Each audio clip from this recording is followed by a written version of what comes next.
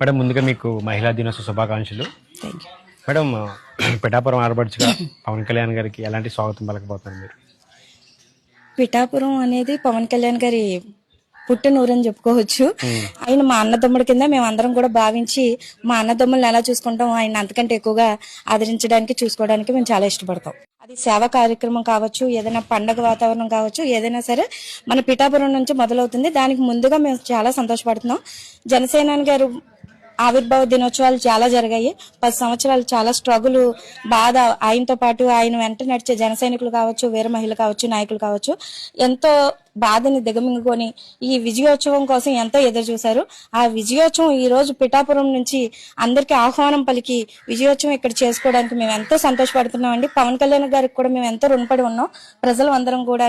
అలాగే జనసేన నాయకులు కావచ్చు, వీర మహిళలు కావచ్చు, అలాగే జన సైనికులు కావచ్చు, ఆయన్ని ఇష్టపడే ప్రతి ఒక్కరు కూడా ఈ రోజు ఎంతో సంతోషంగా ఉన్నారు. ఈ ఉత్సవానికి అందరూ రావాలని ట్రై చేస్తున్నారు. అందరూ తప్పకుండా రావాలని మేము కూడా కోరుకుంటున్నాం. రాష్ట్రంలో ప్రతి ఒక్కరికి కూడా ఇదే మా ఆహ్వానం పిఠాపురం నుంచి.